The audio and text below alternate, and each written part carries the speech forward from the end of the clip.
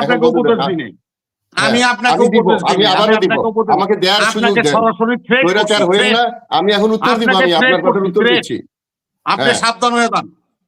আপনিও সাবধান হয়ে যান। জিআর বিএনপি আর খালেদা জিয়ার বিএনপি অনেক তফাৎ। আরে আপনি বিএনপি করেন না, বিএনপি নিয়ে আপনি কি এটা আগামীতে প্রমাণ পাওয়া যাবে। আফসারি ভাই, আপনাকে আমি একটা কথা বলি। বিএনপি একটা ইনস্টিটিউশন। এই দল যিনি জন্ম দিয়েছেন তিনি এই দেশের স্বাধীনতার ঘোষণা দিয়েছেন।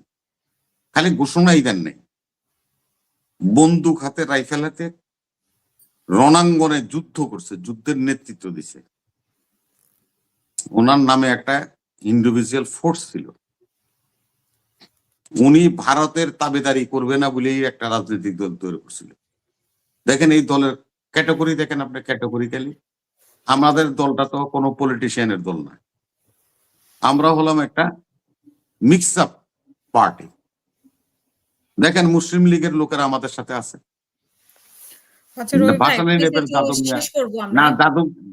জাদু মিয়া এসেবাড়িরা আমাদের সাথে আছে, শাহাজিজ আমাদের প্রধানমন্ত্রী ছিল। আবার আওয়ামী লীগের আপনার জাদ্রেল নেতা শাহ মুয়াজ্জম ওবায়দুর রহমান, তাদের মতো লোক আমাদের সাথে ছিল। বহুমাত্রিক একটা দল, এটার নাম হলো বিএনপি। এই প্ল্যাটফর্মে কারা এসেছিল? আমরা যারা ভারতের দুঃশাসন দেখেছি, যুদ্ধের পরে লুটপাট দেখেছি, আমরা ভারতকে ঘৃণা করি, কিন্তু কথা বলার প্ল্যাটফর্ম ছিল না। জিয়াউর রহমান ওই প্ল্যাটফর্ম তৈরি করে দিছে। সেখানে নিজাম সাহেব, মুজাহিদুর সাহেবের মতো লোক মন্ত্রী হয়েছে। আপনারা বিএনপি কে নিয়ে যে কথাবার্তা বলেন, এগুলি বলতে হলে অবশ্যই আপনাকে বিবেকের কাছে প্রশ্ন করতে হবে এবং বিবেচনা করে কথা বলবেন। একাধারে আপনি এই টক শোতে দীর্ঘদিন অহেতুক ভাবে বিএনপি কে নিয়ে চর্চা করেন। এই চর্চা থেকে আপনার বাইরে থাকেন। এইটা রাজনৈতিক ভাষা না। রাজনীতি করতে হলে সব জায়গায় চর্চা করতে হবে। বিএনপি ভালো না, বিএনপির কথা বলুন।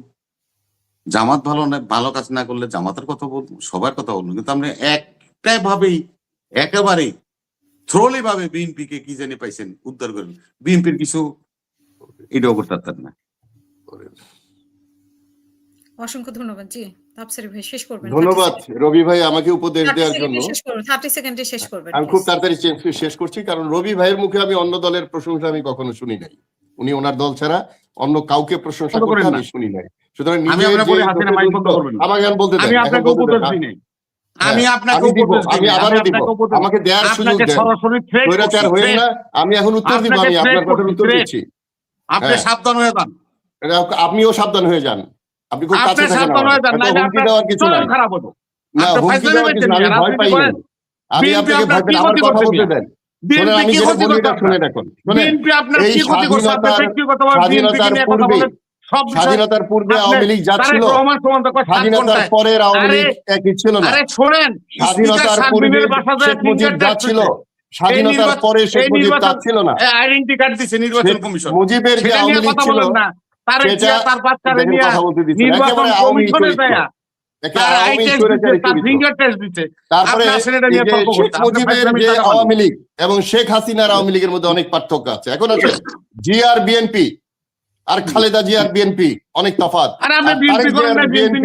কি এটা আগামীতে প্রমাণ পাওয়া যাবে। যুগে যুগে দল খালি নিজে বড় করে ইনস্টিটিউশন বলবেন। ইনস্টিটিউশন হলে 300 ফিটে ময়লা থাকতো না।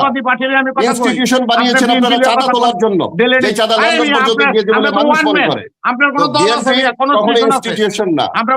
আমি যেই কথাটা বলতে চাইছিলাম, দেখেন ওনার কথায় কোনো একেবারে মনে হয় যে আওয়ামী লীগের নেতার মতো কথা বলছেন। আমাদের দেশের রাজনীতির মধ্যে তরুণদের, যেটা মামুন ভাই বলেছেন, তরুণদের সাথে আমি ছিলাম। আমার সৌভাগ্য হয়েছে তরুণদের সাথে থাকার। তো আমাদের তরুণদের রাজনীতি গড়ে ওঠে।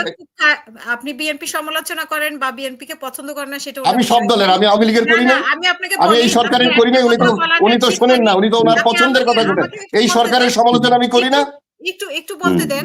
একটা কথা বলাটা উচিত হয়নি, যেহেতু খালেদা জিয়া কোনটা? নেই, খালেদা জিয়ার প্রসঙ্গটা আপনার উঠানোটা ঠিক হয়নি।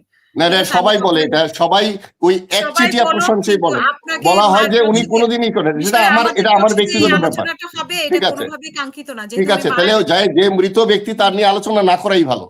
আর উনি কেউ অনেক আরে আপনার তো আলোচনার কোনো ঊর্ধ্বে। না, আপনার সঠিক তো কোনো তথ্য দিতে হবে। কোয়ালিটি নেই, আপনার আচ্ছা, কোনো আমি কোয়ালিটি, কথাটা শেষ আমার কথাটা শেষ করে ফেলি, আপনার প্রশ্ন তাহলে আপনার প্রশ্ন কোনো করেন। কোয়ালিটি নেই, একজন এখন মৃত তরুণ, ব্যক্তি আমার কোয়ালিটি তাকে দরকার, সারা আপনার কোয়ালিটি বিশ্বের দিয়ে আমি মানুষ চলবো। সমাদৃত শোনেন, করছে, সারা বিশ্বের লিডাররা তার টানা যায়, তরুণরা তারা নিয়ে আপনার কথা বলেন, আপনার কোনো কোয়ালিটি আছে মিয়া? আপনি মিয়া তরুণরা টকশো করতে প্রবীণদেরকে আসেন, একসেপ্ট করতে পারে নাই বলে তরুণদের রাজনীতি গড়ে উঠছে না বাংলাদেশে। আমি শেষ করব। এই তরুণ লইয়া গণ আসেন। অধিকার এবং এনসিপি কেউ প্রবীণদের একসেপ্ট করে নাই। আমি প্রবীণদের সাথে রাজনীতি, আজকে ডক্টর কামাল অসুস্থ, হাসপাতালে আছেন, ওনার সাথে আমি দীর্ঘদিন রাজনীতি করেছি, তরুণদের সাথেও করেছি। তো তরুণদেরকে বলবো আমি একটা যে পলিটিক্যাল প্রবীণদেরকে সাথে নিয়ে দলের কোনো রাজনীতিতে শেষ নেই আসবে। ওরা তো প্রথমেই ঢুকে গেছে ক্ষমতায়, আপনি কি বলেন ওরা রাজনৈতিক দল করতো না? না না না না না, ক্ষমতায় ঢুকেছে একজন দুইজন ক্ষমতায় ঢুকছে বলে সব তরুণ খারাপ বলবেন, এটা তো সঠিক না। আপনি তো আমাদের শিখাচ্ছেন দুইজন তিনজন উপদেষ্টা হয়েছে বলে বাংলাদেশের সব তরুণ খারাপ নাকি? রাজনীতি তারা 6 মাস পরে শুরু করেছে। তারা চীন মৈত্রীতে বলেছিল যে প্রবীণদের সাথে রাখবে, কিন্তু রাখে নাই। নূরও বলছিল রাখবে, রাখে নাই, কারণ তারা রাখতে চায় না। রাখলে তারা যা কার্যকলাপ করে সেটা করতে পারবে না, যার জন্য প্রবীণদেরকে রাখে না। তো সুতরাং যাহা সত্য মেজর আফসার আমৃত্যু বলবে, কার পছন্দ হলো কিনা হলে এটা আপনাদের ব্যাপার। ধন্যবাদ।